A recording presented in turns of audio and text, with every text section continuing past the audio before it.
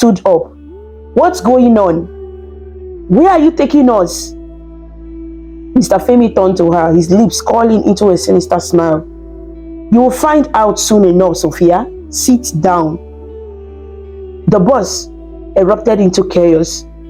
What do you mean? Emmanuel demanded, standing again. Tell us where we are going. Stop this, boss! Another student cried. The student began shouting and banging on the seat.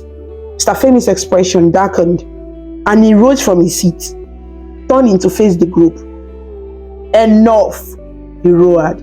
The boss fell silent once more. Everyone, hand over your phones, he commanded.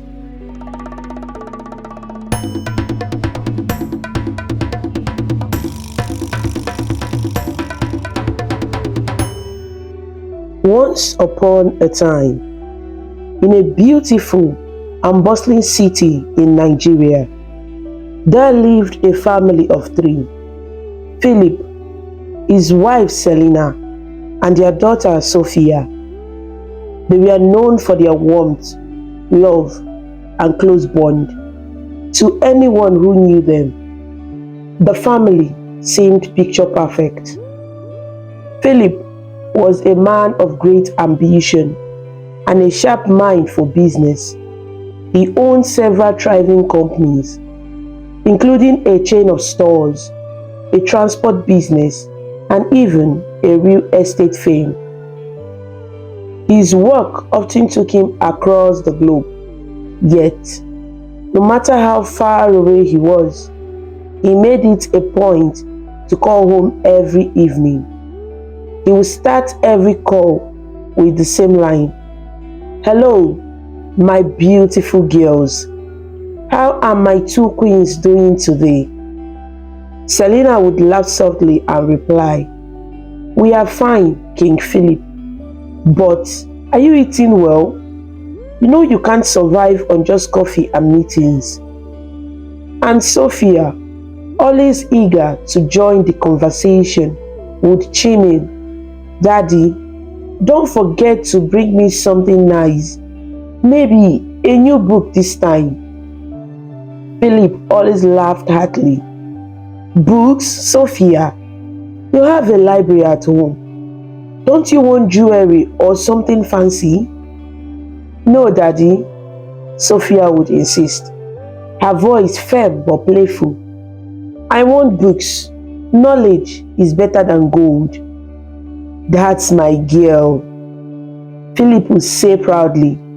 You will own the world one day with that brain of yours. Selina often teased him about spoiling Sophia, but Philip never minded. To him, Sophia was a miracle child. Selina, on the other hand, was the heart of the home. She was tall, elegant, and carried herself with grace that left everyone in shock. Despite being a housewife, she was far from idle. Every morning, she woke up early to plan the day, ensuring that the house ran like clockwork. Her sharp mind and creative ideas also contributed significantly to Philip's business successes. One day, as they sat together in the living room, Selina brought up an idea for Philip's logistic company. My love, she began, I was thinking, what if you expanded the delivery service to include small businesses? So many women in the market complain about transporting goods to their customers. Philip looked up from his laptop, intrigued. You might be onto something, Selina. That could be a huge market. Tell me more. Selina smiled and leaned forward, explaining her idea in detail. Sophia, sitting nearby with her schoolwork, listening with admiration. She loved how her parents worked as a team. You see, Sophia, Selina said, turning to her daughter. This is why it's important to always think of ways to solve problems. That's how you will make a difference. Sophia nodded. I remember that, Mom. One day, I'll solve big problems too. Oh, you already do, Philip said, pulling her into a playful hug. You solved the problem of my boring life the day you were born. Sophia giggled. Daddy, you are so dramatic. The family shared a laugh, their joy filling the room. Sophia's arrival into their lives was nothing short of a miracle. Philip and Selena had been married for 7 good years before they finally had her. Those years were filled with prayers, hospital visits, and endless questions from family and friends. When Sophia was finally born, it was 2 months earlier than expected, weighing just over a kilogram.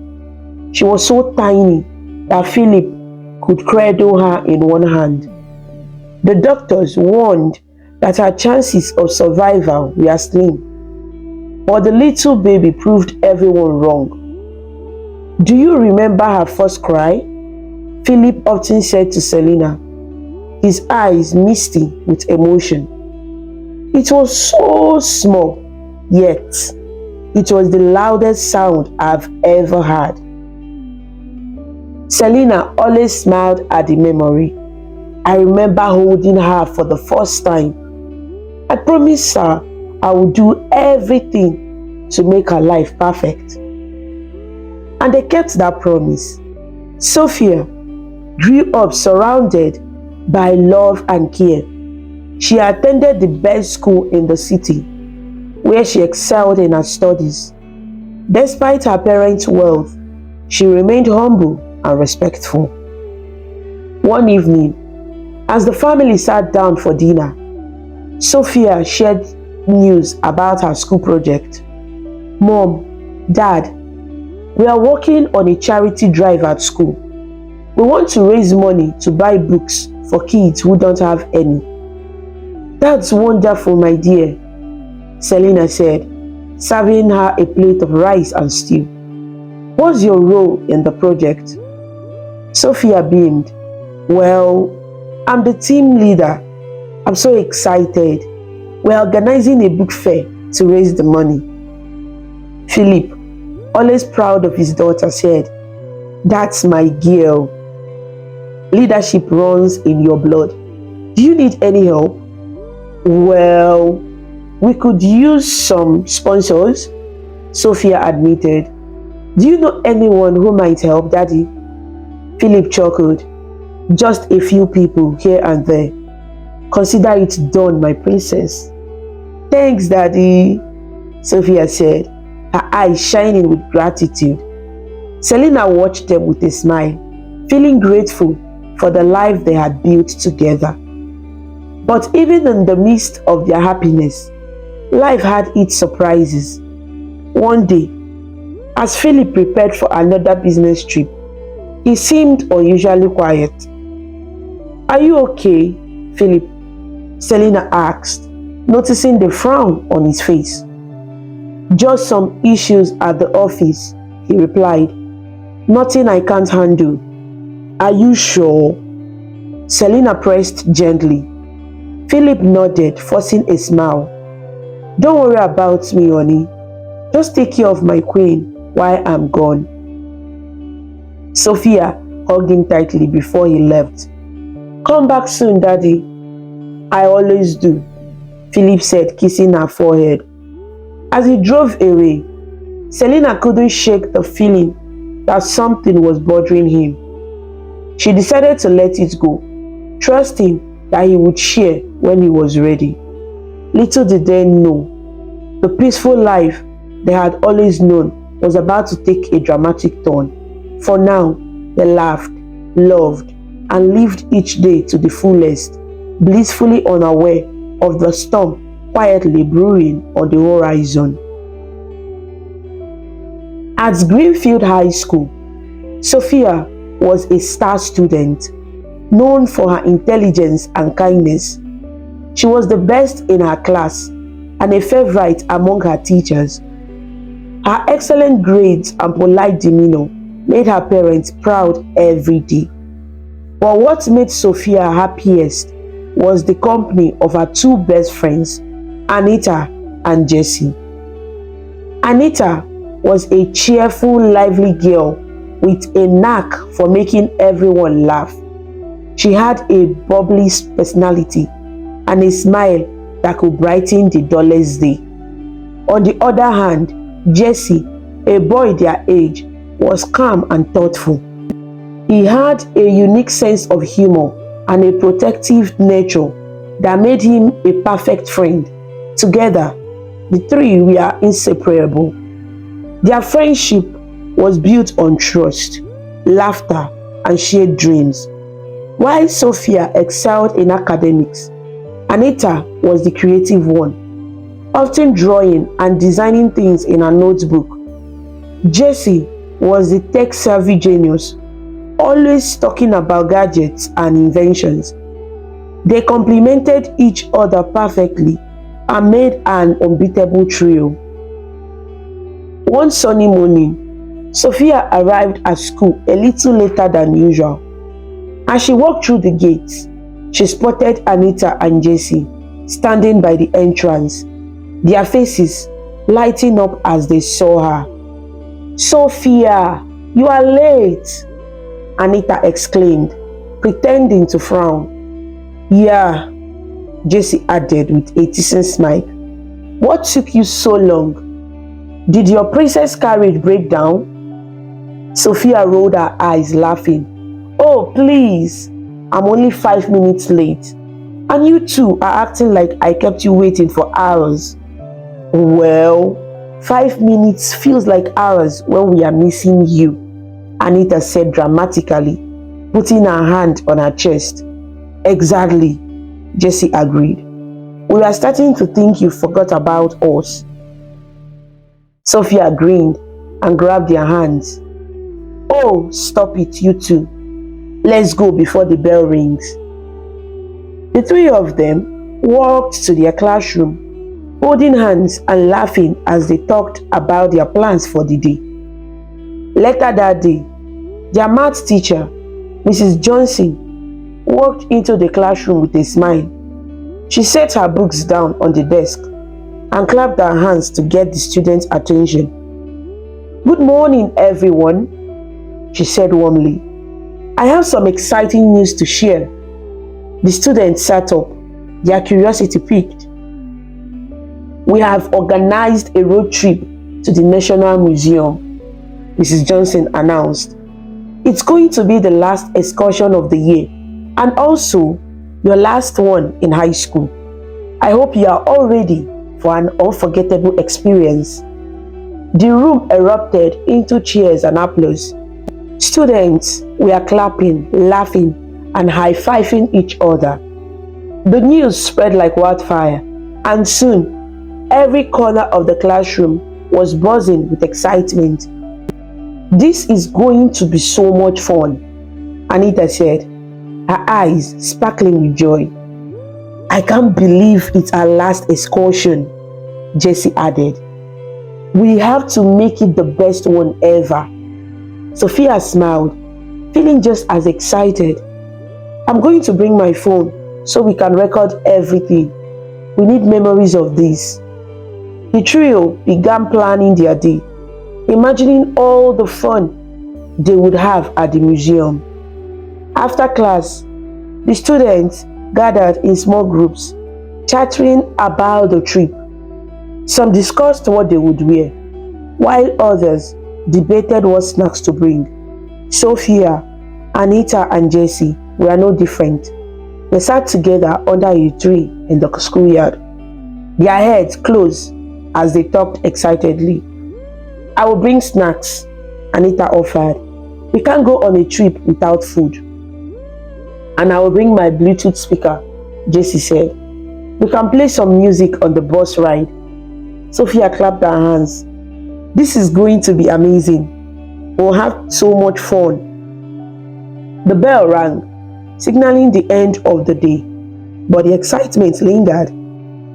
As they packed up their things, they made promises to meet early on the day of the excursion. so they could get the best seats on the bus. "Don't be late this time, Sophia," Jesse teased as they walked out of the school gate. "I won't." Sophia laughed. "You too. Better not keep me waiting either." When Sophia got home, the delicious smell of stew greeted her at the door. She found her mother Selina in the kitchen, stirring a pot of soup. "Mommy, I'm home," Sophia called out, dropping her school bag on the dining table. "Welcome, my dear," Selina replied, turning to give her daughter a warm smile. "How was school today?" "It was great, Mom," Sophia said excitedly as she pulled up a chair. "We are going on a school excursion to the National Museum. It's our last one in high school, and I can't wait to go."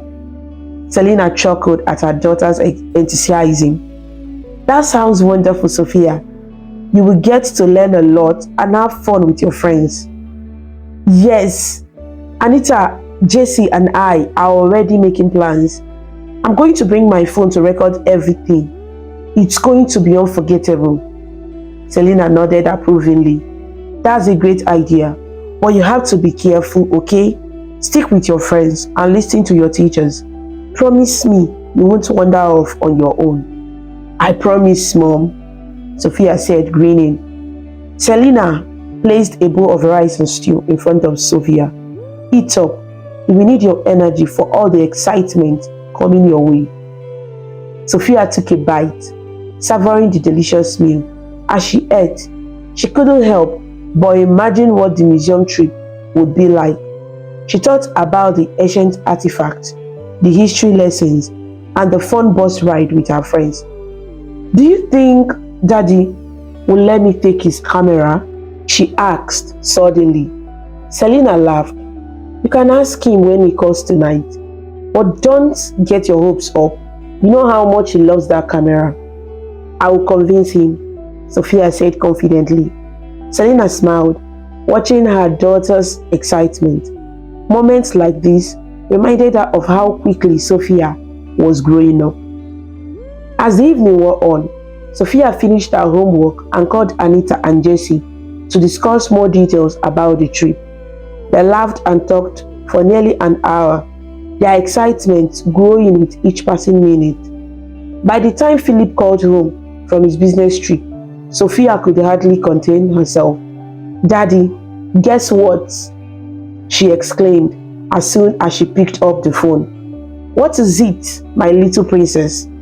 Philip asked, his voice full of affection. "We are going on a school excursion to the museum."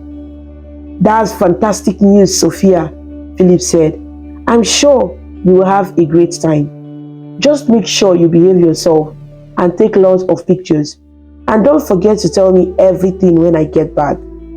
"I won't forget, Daddy," Sophia promised. That night, as Sophia lay in bed, she couldn't stop thinking about the trip. She smiled to herself, imagining all the fun she would have with Anita and Jesse. It was going to be a day to remember, and she couldn't wait for it to arrive. The weeks leading up to the school excursion to the National Museum were filled with excitement and chatter. Everywhere in Greenfield High, students were talking about what they would see, what they would bring, and how much fun they would have. For the graduating class, this trip held special meaning. It was their final excursion together, a memory they would treasure forever. At Sophia's house, the air was equally buzzing with anticipation. Sophia had spent the night before packing her favorite snacks, her phone, a small notebook for jotting down notes, and her dad's camera, which she had finally allowed her to take. But while Sophia and her dad, Philip, were calm and excited, her mother, Selina, was battling a deep unease. In the early hours of the morning, Selina had a terrible nightmare. She found herself standing in the middle of a road, surrounded by chaos. A large yellow school bus was overturned, with shattered glass and smoke everywhere.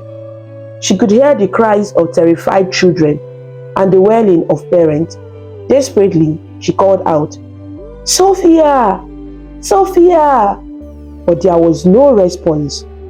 She ran towards the school bus, her heart pounding, only to see students lying injured and lifeless. She screamed Sophia's name again, her voice echoing in the darkness. Just as she caught sight of a familiar figure, a hand touched her shoulder, shaking her awake. "Selina! Selina, wake up!" Philip's voice broke through the nightmare. She sat up, gasping for breath, sweat dripping down her face. "What happened?" Philip asked, concern etched on his face. "It was terrible," Selina whispered, tears streaming down her cheeks. "I saw the school bus. An accident. Children hurt. And Sophia." Her voice broke. Philip held her hands tightly. "It was just a dream, Selina. Don't let it scare you. Let's pray about it." They knelt beside their bed, and Philip prayed fervently, asking God for protection over Sophia, her classmates, and the teachers accompanying them. But even after the prayer, Selina couldn't shake the feeling that something was wrong. "I still don't think Sophia should go," Selina said, her voice trembling. "Selina, she has been looking forward to this trip for weeks," Philip replied gently. "She will feel bad if we stop her because of a dream. Let's trust God to protect her." Reluctantly, Selina agreed, but her heart remained heavy. Sophia woke up early, her face glowing with excitement. She hummed a cheerful tune as she zipped her backpack and arranged her things. As she packed, Selina knocked on the door and walked in, holding a small Bible in her hand. "Good morning, Mom," Sophia greeted with a big smile. "Good morning, my dear," Selina replied, sitting beside her on the bed.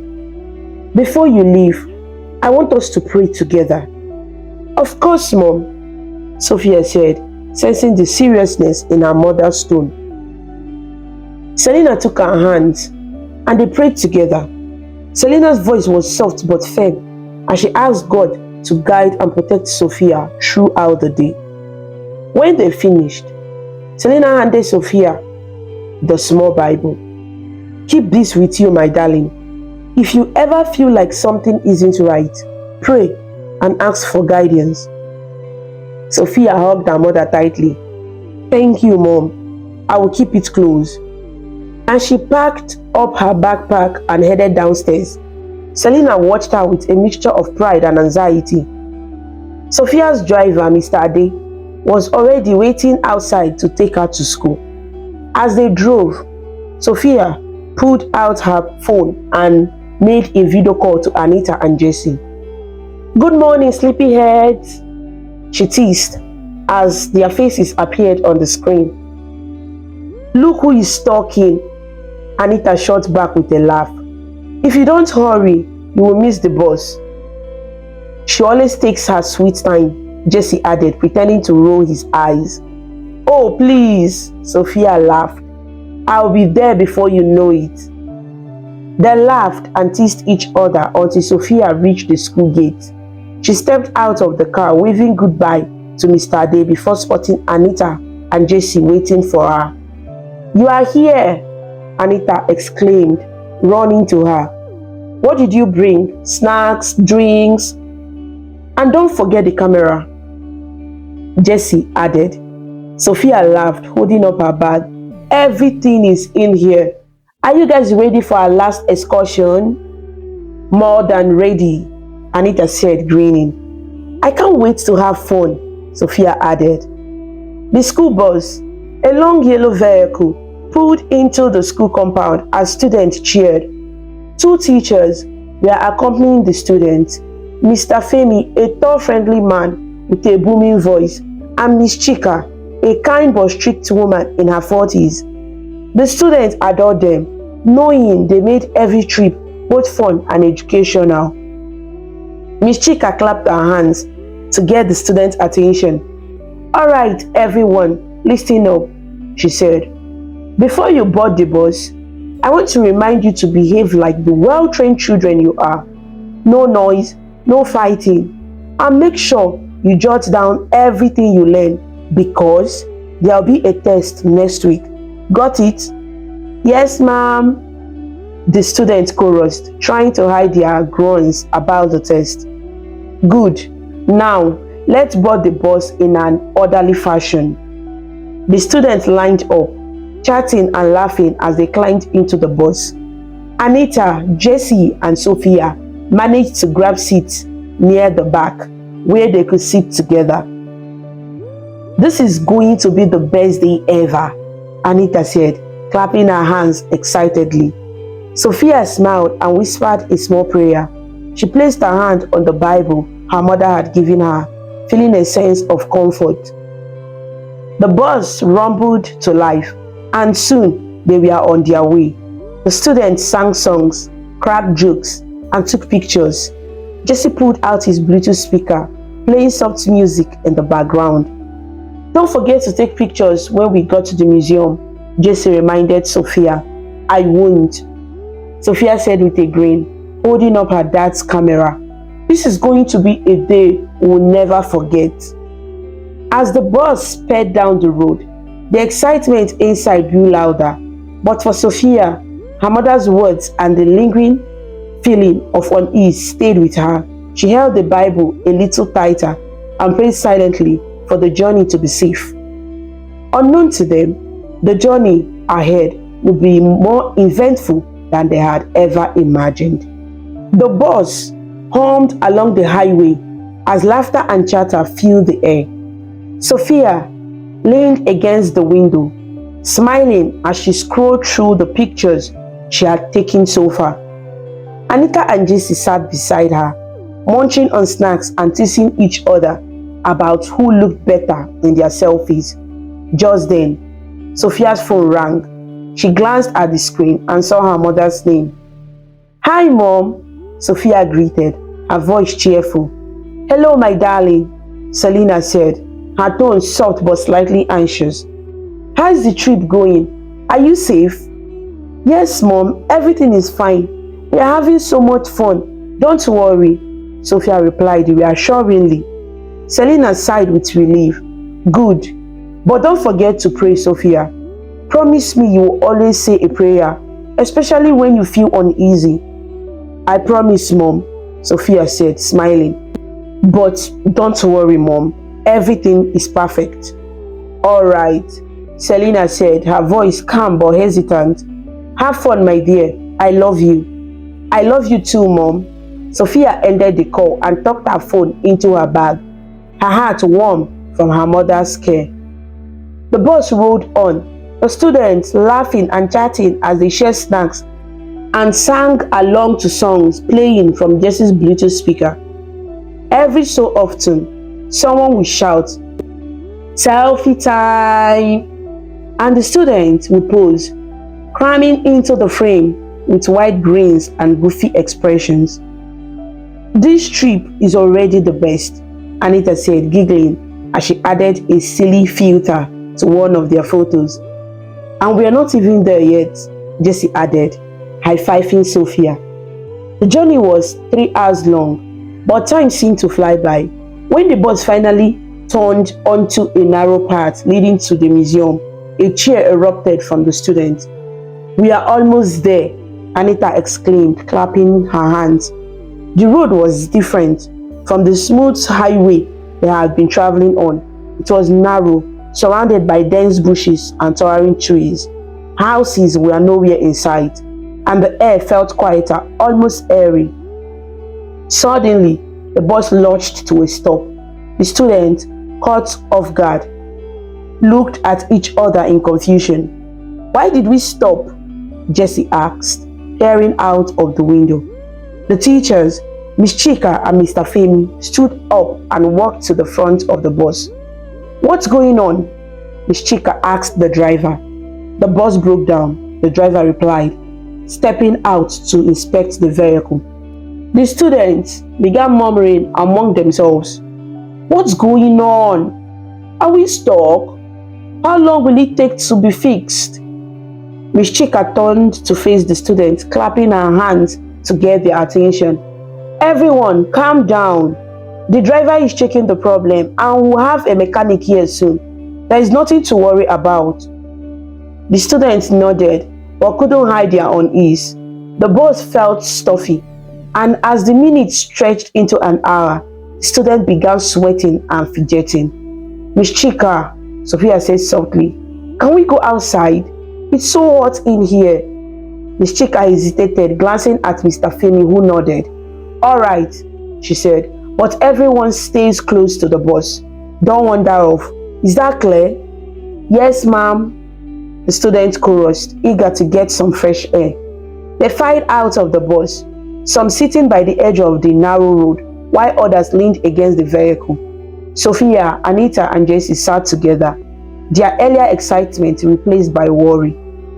The road is so lonely, Anita said, glancing around. There is nothing here but bushes and trees. It's kind of creepy, Jessie added. I mean, where are all the houses? Sophia tried to stay positive. It's just a breakdown. The driver will fix it and we'll be on our way soon. Soon turned into hours. The sun began to sink lower in the sky, casting long shadows over the road. The once cheerful students were now quiet, their laughter replaced by nervous whispers. I think we should call the school, Emmanuel, one of the boys, suggested, or call our parents. This is taking too long. That's not necessary, Mr. Femi said firmly. The bus will be fixed soon. Just be patient. But soon never came. As evening crept in, the students grew more restless. Sophia pulled out her phone, hoping to call her mom, but the screen displayed no service. There is no network, she said, her voice trembling. Anita checked her phone and sighed. Ma, is it working either? Jessie frowned, staring at his screen. This is bad. What if we are stuck here all night? Sophia tried to stay calm, clutching the small Bible her mother had given her. Let's not panic. It will be fine. Back at home, Selena was pacing the living room, her heart pounding. She had been trying to call Sophia for over an hour, but every attempt went straight to voicemail. Philip, something is wrong, she said, her voice shaky. It's probably just the network, Philip replied, though his calm tone was forced. You know how these things can be. But I feel in my heart, Selena said, tears forming in her eyes. Something isn't right. Philip put his arm around her. Let's wait a little longer. If we don't hear from her soon, we'll call the school. Selena nodded, but the uneasy feeling in her chest only grew stronger. As darkness began to settle over the narrow road, the students huddled closer together. The once lively group now sat in uneasy silence, their earlier excitement a distant memory. Sophia whispered a quiet prayer, clutching the Bible tightly in her hands. We need to get out of here, Emmanuel said, his voice breaking the silence. And go where? Jessie asked. There is nothing but trees out there. Sophia looked around, her heart sinking. For the first time, she began to wonder if her mother's dream had been a warning after all. It was around 7 p.m. when headlights pierced through the darkening road, announcing the arrival of another bus. Relief swept over the stranded students as the vehicle approached. Finally, Anita exclaimed, nudging Sophia. We are getting out of here. Mr. Femi clapped his hands to get the students' attention. All right, everyone, the bus is here. Let's get in quickly so we can head back to school. The students murmured in disappointment, having missed the much-anticipated museum trip, but they were relieved to finally leave the deserted road. They climbed into the bus, their chatter subdued but tinged with relief. Sophia sat beside Anita and Jessie, holding onto her small Bible. The bus rumbled to life, and the teachers joined them, sitting near the front. "Finally going home," Jesse muttered, leaning back in his seat. But as the bus started moving, something didn't feel right. Minutes turned into hours, and the road began to change. The familiar city roads they expected to see never appeared. Instead, the bush veered into a narrow, dirt path surrounded by dense forest. Tall trees loomed on either side, their branches casting eerie shadows in the dim moonlight. "What's going on?" Anita whispered, gripping Sophia's arm. Sophia frowned, her unease growing. This doesn't look like the way back to school." "Are we lost?" Jesse asked, leaning forward to peer out the window. The students began murmuring nervously. Emmanuel, sitting a few rows ahead, stood up and addressed the teachers. "Excuse me, sir, ma, where are we going? This isn't the way to school." Miss Chika turned to him with a calm smile. "Relax, Emmanuel. We are heading back to school. Sit down and be quiet." "But we have been driving for hours," Emmanuel argued. "This doesn't feel right." Miss Chika's smile didn't waver. "Trust us. We know what we are doing." Sophia glanced at her phone. The time read 9 p.m. and her heart sank. They had been driving through the forest for nearly 2 hours. The trees seemed endless, and there was no sign of civilization. "This is wrong," Sophia whispered to her friends. Anita and Jesse were now clutching each other, their faces pale with fear. "Where are we?" one of the students shouted from the back. "Take us home," another added, her voice shaking. The noise in the bus grew louder as panic began to spread. Students started shouting questions, their voices overlapping. "Quiet!" Mr. Femi bellowed, his voice sharp and commanding. The bus fell silent, but the tension was palpable. Sophia, muttering to her courage, stood up. "What's going on? Where are you taking us?" Mr. Femi turned to her, his lips curling into a sinister smile. "You will find out soon enough, Sophia. Sit down." The bus erupted into chaos. "What do you mean?" Emmanuel demanded, standing again. "Tell us where we are going." "Stop this bus!" another student cried. The student began shouting and banging on the seat.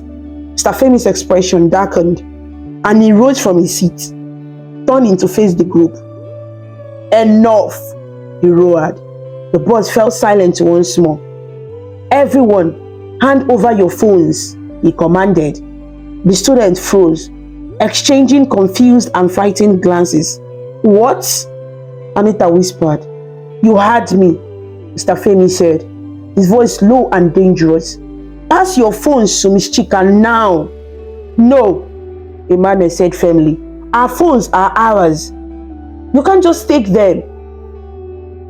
Mr. Femi's eyes narrowed, and in one swift motion, he reached into his jacket and pulled out a gun. The sight of the weapon sent a wave of fear through the students, silencing even the bravest among them. "Let me make myself clear," he said, his voice cold. "If anyone disobeys me, I won't hesitate to pull the trigger." The students shrank back in their seats, their fear palpable. Sophia clutched Anita's hand, her heart pounded in her chest. Jesse, sitting beside them, stared at the gun, his face pale. "Now," Mr. Femi said, waving the gun slightly. "Hand over your phones. Don't make me ask again." One by one, the students reluctantly passed their phones to Miss Chika, who collected them in a plastic bag. Some cried softly as they let go of their last connection to the outside world, while others stared at the floor, too terrified to speak. When the bag reached Sophia, she hesitated, clutching her phone tightly. "Don't make this harder than it has to be," Mr. Femi warned, his finger brushing the trigger. With trembling hands, Sophia handed over her phone, tears welling in her eyes. She silently prayed for strength, her fingers brushing against the small Bible in her pocket. The bus continued deeper into the forest, the hum of the engine, the only sound breaking the tense silence. The students huddled together, their fear growing with every passing minute. "What do they want from us?" Anita whispered, her voice barely audible. "I don't know," Sophia replied, her voice shaky. "But this isn't good. We need to stay calm." Jesse nodded, his jaw clenched. "We have to find a way to get out of this." Ahead, Mr. Femi and Miss Chika exchanged glances, their expressions unreadable. The forest around them seemed endless, the darkness pressing in all sides. Sophia tightened her grip on Anita's hand, silently praying for a way out of this nightmare. She didn't know what lay ahead, but one thing was certain: they weren't heading back to school. At home, Selena paced the living room, her mind racing with worry. She had tried calling Sophia again, but her phone still couldn't connect. The pit in her stomach growing deeper with every passing minute. Unable to take it any longer, she grabbed her phone and dialed Philip's number, because Philip had stepped out of the house that evening. "Philip, where are you?" "Something is wrong," she cried, her voice trembling. "I'm on my way home," Philip replied, his tone calm but firm. "I'll be there soon, and we'll figure this out together. Don't panic, Selena." But Selena couldn't help it. The overwhelming feeling of dread she had been battling all day now consumed her entirely. She clutched her chest, whispering a prayer as tears rolled down her cheeks. The moment Philip arrived home, he didn't waste any seconds. "Let's go to the school," he said, pulling Selena by the hand. They got into the car and drove through the dark streets, Selena crying softly as she clutched her Bible. When they arrived at Greenfield High, the school compound was in chaos. Dozens of parents had gathered, shouting and demanding answers. "Where are our children?" one father yelled, his fist clenched in anger. "This is unacceptable," another mother cried. Selena's knees almost buckled at the sight of the distressed parent. She clung to Philip, tears streaming down her face. "Philip, my fear has come true. Something has happened to Sophia." Philip held her tightly, trying to calm her. "We'll find her, Selena. We will. Don't lose hope." Just then, the principal stepped out of the school building, flanked by a few teachers. He raised his hand, trying to quiet the crowd. "Everyone, please. I understand you are upset," he began, his voice shaky. "We are doing everything we can to locate the students. The police have been informed and are actively searching for the bus. I promise you, we won't rest until they are all back safe." But the parents weren't satisfied. "How could this happen?" one parent shouted. "How does a school bus go missing in this day and age? My son should better come back alive, or you will have me to deal with," another father roared, pointing an accusatory finger at the principal. The murmurs grew louder as panic and anger swept through the crowd. Selena, overcome with emotion, dropped to her knees and sobbed uncontrollably. "It's my fault," she cried. "I should have stopped her from going. I should have listened to my dream." Philip knelt beside her, his voice low but firm. "Selena, stop blaming yourself. This is not your fault. We will find her, I promise." The police stepped in. Around 9:30 p.m., flashing lights signaled the arrival of 2 police vehicles. Officers stepped out and made their way to the crowd. "Good evening, everyone," the lead officer began. "I know you are all worried, but I need you to stay calm. We have already dispatched search teams to locate the missing bus and the children. I assure you, we are treating this as our top priority." "But where could they be?" another mother cried, clutching her husband's arm. "We will find out soon," the officer replied. "But for now, we ask that you go home and remain by your phones. We will connect with you as soon as we have any updates." This suggestion didn't sit well with the parents. Go home? One father snapped. How can we go home when our children are missing? We are not leaving until they are found, another parent added, her voice trembling with rage. Philip, though equally as worried, stepped forward and tried to reason with the crowd. We need to trust the authorities, he said. They have more resources to find them than we do. Let's give them the chance to do their job. Reluctantly, the parents began to disperse, though many left with tears in their eyes and anger in their hearts. When Philip and Selina returned home, the house felt very quiet. Selina walked into Sophia's room, her eyes immediately drawn to the bed where her daughter had slept the night before. The room still smelled faintly of Sophia's favorite lavender perfume. Unable to hold back her emotions, Selina sank to her knees beside the bed, clutching Sophia's pillow as tears flowed freely. God, she whispered, her voice cracking, please, don't let anything happen to my child. She is all I have. You gave her to me when I thought I would never have a child. Please, Lord, don't take her away from me now, please. Her sobs grew louder as she poured out her heart in prayer. Protect her, Lord. Wherever she is, keep her safe. Bring her back to me, to her father, to her home. I beg you, Lord, don't let anything bad happen to her. Philip stood silently in the doorway, his own eyes glistening with tears as he watched his wife. He felt helpless, but knew he had to stay strong for Selina. He walked over and knelt beside her, wrapping his arms around her trembling body. We will get her back, he said softly. I promise, Selina, she will come home to us. But as hours ticked by, the fear in her heart only grew. Somewhere out there, their daughter and her classmate were lost, and they could only hope and pray that the police would find them in time. The bus screeched to a halt on the narrow bush path at around 10 p.m. The darkness outside was thick, and the only sounds were the faint rustling of leaves and the nervous breathing of the students inside.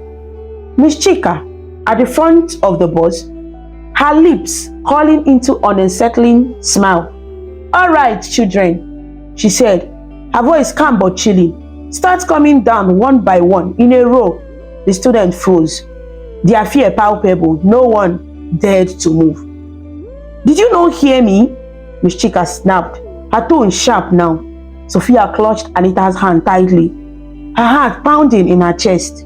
What's going on? She whispered, tears threatening to spill. No one wants to be forced, Jesse murmured, his voice trembling. Outside the bus, Mr. Femi stood near the door, his face shadowed under the dim moonlight. Without warning, he raised the gun and fired a deafening shot in the air. Move! He barked, his voice echoing through the silence.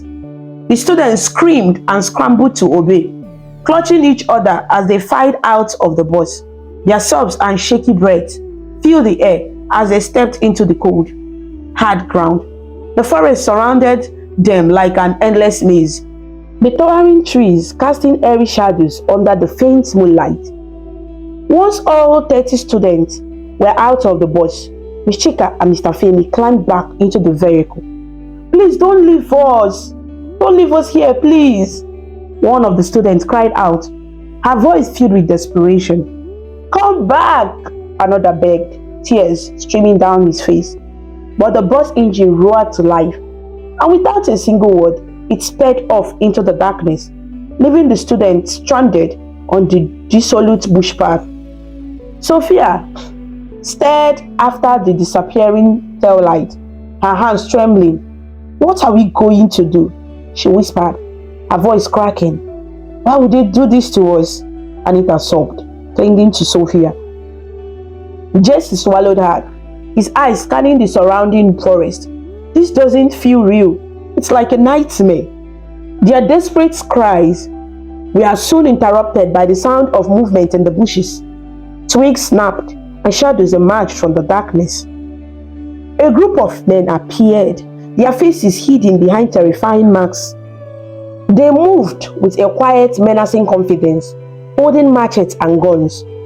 "Keep quiet," one of them growled, his deep voice slicing through the students.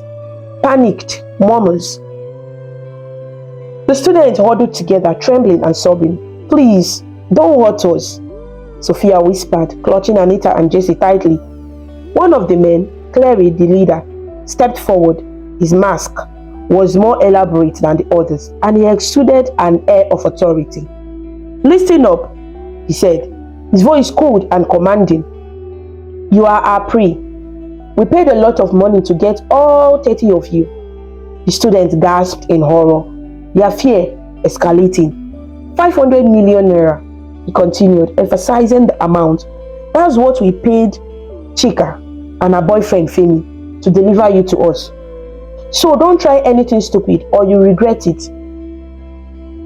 The leader's words hung in the air like a death sentence. Emmanuel, one of the boldest students in the group, stepped forward, his fist clenched. "I'm not going anywhere with you," he said, his voice shaking but resolute. "I want to go home." The leader tilted his head, as if amused by Emmanuel's defiance. Without a word, he raised his gun and pulled the trigger. The sound of the gunshot echoed through the forest, and Emmanuel's body fell to the ground. The students screamed, their cries piercing the still night. "No!" Sophia cried, covering her mouth in shock. Anita and Jesse clung to her, trembling uncontrollably. The leader raised his hand, signaling for silence. "Anyone else want to test me?" he asked, his voice cold and emotionless. The students shook their heads, their faces pale with terror. "Good," the leader said. "Now follow me." The men began herding the students deeper into the forest. Their machetes glinted in the moonlight, and their harsh commands kept the terrified group moving. Sophia couldn't stop glancing back at Emmanuel's lifeless body, lying abandoned on the path. The image burned into her mind, and her stomach twisted with fear and sorrow. "Why did this happen to us?" Anita whispered, her voice barely audible. "I don't know," Sophia replied, her voice cracking. "But we need to stay together." As they walked, the forest grew denser, the air colder. Finally, they reached a clearing where a small, dilapidated house stood. The wooden structure was old and dirty, its windows boarded up, and the smell of rot lingered in the air. The leader pushed open the creaking door and backed. "Get inside!" The students hesitated, but the sight of the men's weapons forced them to obey. They filed into the dark, cramped house, the cold floor biting at their feet. The door slammed shut behind them, and the sound of a lock clicking sent a wave of dread through the group. The house was pitch black, the only light coming from the faint moonlight seeping through cracks in the walls. Sophia held onto Anita and Jesse, her heart pounding. "What do they want from us?" Jesse asked, his voice shaking. "No one knows," Sophia said softly, her voice barely above a whisper. Around them, the other students huddled together, crying and trembling. The air was thick with fear, and the silence was broken only by the sound of muffled sobs. Sophia reached into her pocket and pulled out the small Bible her mother had given her. She clutched it tightly, her lips moving in silent prayer. "Please, God," she whispered, tears streaming down her face, "keep us safe. Help us find a way out of this nightmare." Anita leaned her head on Sophia's shoulder, her body trembling. "Do you think anyone would find us?" "They have to," Sophia replied, though her voice was filled with uncertainty. For now, all they could do was wait and hope that someone somewhere would come to their rescue before it was too late. The first light of dawn filtered weakly through the forest, casting a pale glow on the grim surroundings. Inside the decrepit house, the students huddled together, cold, frightened, and unsure of what lay ahead. At around 5 a.m., the sound of the creaking door opened, jolted them all awake. "Get up and come outside," the leader's deep voice commanded. The students obeyed reluctantly, their bodies stiff with fear. Outside, a fire crackled in the center of the clearing, its light casting eerie shadows on the masked men who stood around it. The leader motioned for the students to sit in a circle near the fire. "You will listen to me carefully," the leader began, his voice cold and menacing. "If you obey, you stay alive. If you don't, you will join your friend who died before you got here." The students exchanged terrified glances, their breath shallow as his words sank in. The leader scanned the group, his eyes stopping on Jesse. He pointed at him. "You, stand up." Jesse froze, his heart pounding in his chest. Anita and Sophia grabbed his hands tightly. "Stay calm," Anita whispered, her voice trembling. "Be yourself. Don't let him see your fear." Jesse nodded, his legs shaking as he stood and walked slowly towards the leader. "What's your name?" the leader asked, tilting his head. Jesse," he stammered. The leader smiled, though the expression didn't reach his eyes. "Good. And those two girls?" He gestured towards Anita and Sophia. "Who are they to him?" They are my best friends," Jesse replied, his voice barely above a whisper. The leader laughed, a chilling sound that sent shivers through the group. The other men joined in, their masked faces adding to the terror. "Well, Jesse," the leader said, "among your two best friends, which one would you let go first?" Jesse's eyes widened in shock. I can't choose, none." The men roared with laughter, but the leader's smile faded into a cold stare. He reached into his coat and pulled out a gun, shoving it into Jesse's trembling hands. "Then shoot one of them," the leader said, his voice cold and unforgiving. The students gasped in horror, their cries of protest silenced by the sight of the weapon. Anita and Sophia clung to each other, their eyes wide with fear as they looked at Jesse. I can't," Jesse whispered, his tears falling freely. His hands trembled violently as he tried to hand the gun back. The leader snatched the gun from him, his expression unchanging. Without a word, he pointed the weapon at Jesse and pulled the trigger.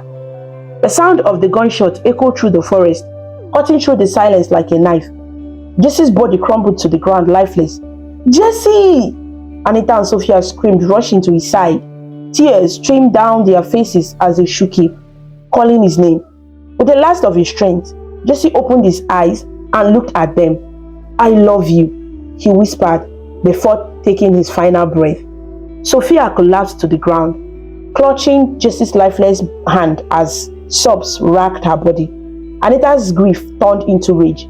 She stood and charged at the leader, shoving him with all her strength. "You monster!" she screamed. "How could you do this?" The leader's eye narrowed.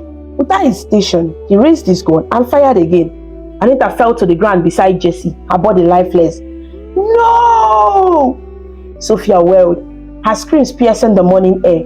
Her strength drained, Sophia fell unconscious, her body unable to process the overwhelming loss of her two best friends. The leader turned to the remaining students, his expression cold and detached. 3 gone, 27 left. Remember, if you act out, you will end up like them. The students nodded in terrified silence, tears streaming down their faces. The remaining students filed back into the house, their spirit broken and their fear greater than ever. Inside the house, Sophia regained consciousness hours later. The dim light from the cracks in the walls illuminated the concerned faces of the other students gathered around her. Where are they?" Sophia whispered, her voice hoarse. "Jesse, Anita, they are gone," one of the students said softly, tears welling in his eyes. "No," Sophia said, shaking her head violently. "No, they can't be gone. They were right here. They... Another student placed a hand on her shoulder. "Sophia, they are gone. Please, you have to calm down." Sophia buried her face in her hands and sobbed uncontrollably. "This isn't fair," she cried. "Why did this happen? Why did they have to die?" The other student tried to console her, but nothing could ease her pain. "I swear," Sophia said through her tears, her voice filled with anger and determination. "They will pay for this. All of them. Those men. Miss Chika, Mr. Femi. I will make sure they pay for what they have done." The other students exchanged nervous glances. They admired her courage, but feared the consequences of standing up to their captors. For now, all they could do was survive and hope that someone, somewhere, would come to their rescue. The morning sun had risen, but brought little warmth to the despair gripping the city. At the police station, officers worked tirelessly to piece together the puzzle of the missing students. Every lead was followed, every clue scrutinized. The parents of the children waited anxiously for updates, their hearts heavy with fear. The investigation had revealed unsettling details. Tracking the phones of Miss Chika and Mr. Femi had led the police to the lonely path leading to the museum. When a search party was dispatched, they found evidence that this was the last location the two were seen. The police went to the museum, only to discover that the school bus never arrived. Confused and alarmed, they tracked the school bus itself, eventually finding it abandoned at the edge of the city. The driver was nowhere to be found. When the police began tracking the students' phones, they found another disturbing clue. The signals all led back to the bush path, where they discovered a bag tossed in the grass. Inside were all 30 phones, confirming their fears. The students had been stripped of their means of communication. Realizing the children were somewhere deep in the forest, the police organized a larger search party. Officers, armed and on high alert, ventured into the dense terrain, hoping to find any trace of the missing students. By 11 a.m., news reached the parents that the student phones and the school bus had been located. The revelation sent waves of panic through the group. Selena, who had been holding onto a fragile thread of hope, collapsed upon hearing the update. "Selena!" Philip shouted, rushing to catch her before she hit the ground. She was rushed to the hospital, where doctors worked to stabilize her. Philip sat by her bedside, holding her hand tightly. Though he tried to remain strong, his eyes betrayed the worry and sorrow he felt. "Please, Serena," he whispered, his voice breaking. "You have to stay strong for Sophia. She needs us." Meanwhile, the search party pressed deeper into the forest. Around noon, they stumbled upon the lifeless body of Emmanuel, lying cold on the forest floor. The sight sent a chill through the officers, but they pressed on. Following the trail, they came across a clearing. The bodies of two more students, Jesse and Anita, were found near the edge of the bush. Their deaths confirmed the horrifying reality. The children were being held captive by dangerous men. Through their binoculars, the officers spotted several of the masked men sitting outside a dilapidated house, drinking and laughing, unaware that they were being watched. The policemen signaled each other, formulating a plan to move in steadily. The officers crept closer, positioning themselves strategically around the clearing.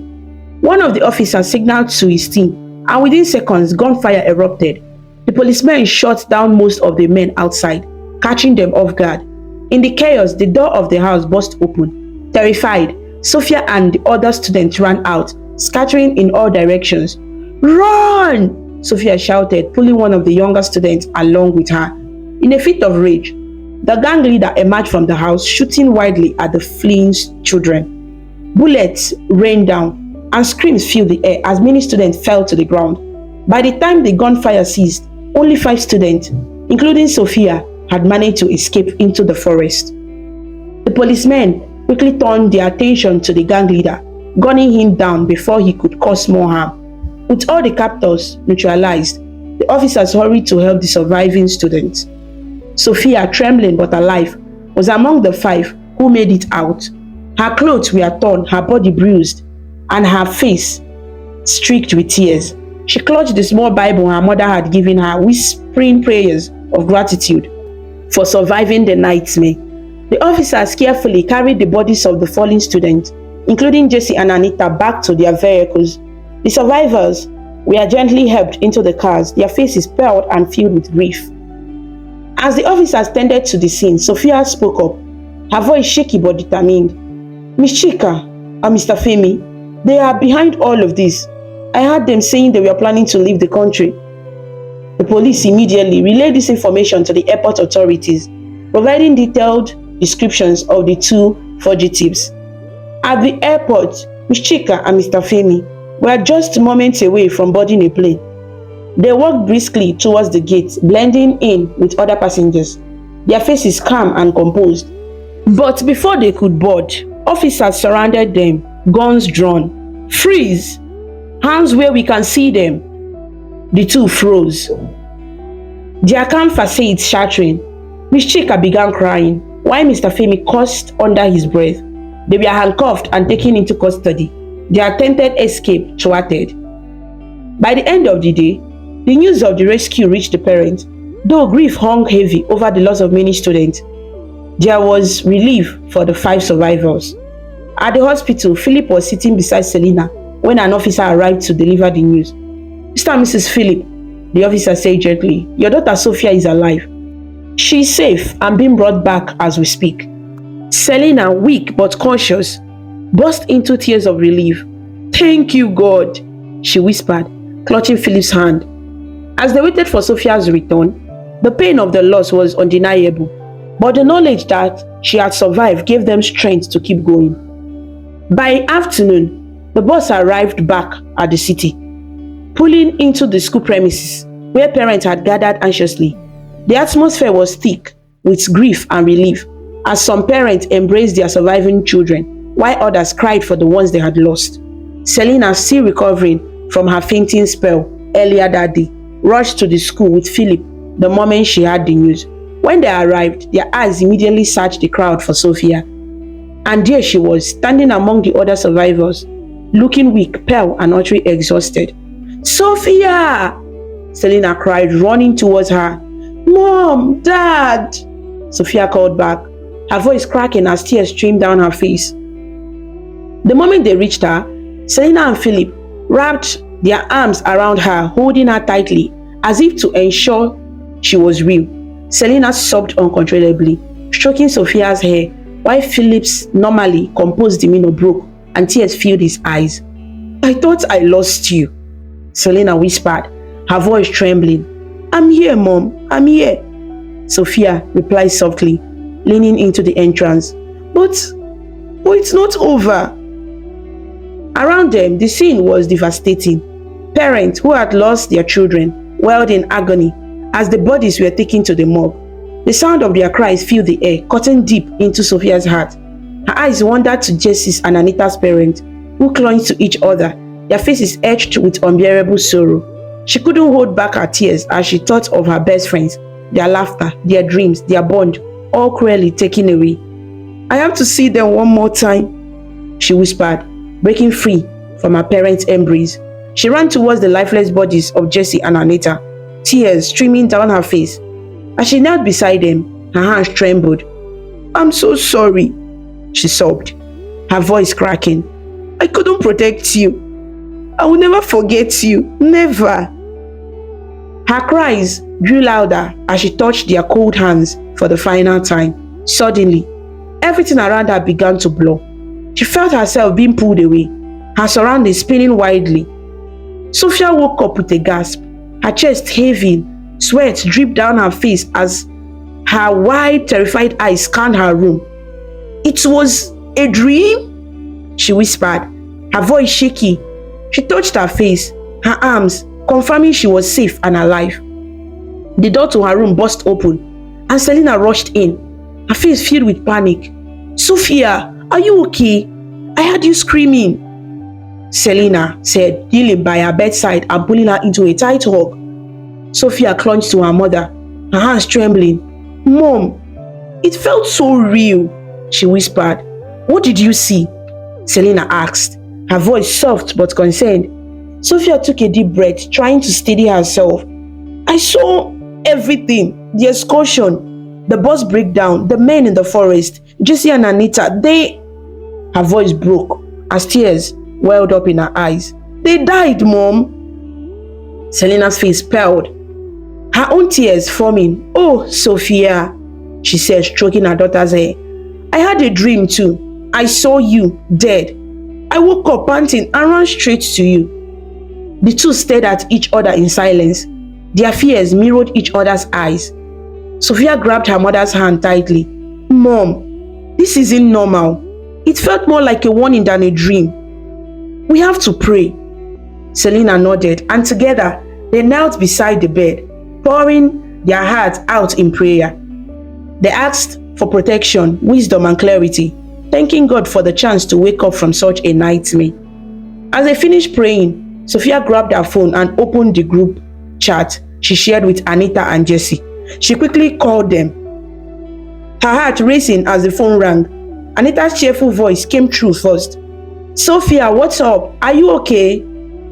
Then Jesse joined in, teasing as always. What's with the early morning drama? You are not skipping the excursion, are you? Sophia's voice cracked as she yelled, Don't go, please! Don't go to the excursion! What? Why? Anita finally asked, confused. Just trust me, Sophia said, her voice urgent. Both of you, come to my house immediately. It's important.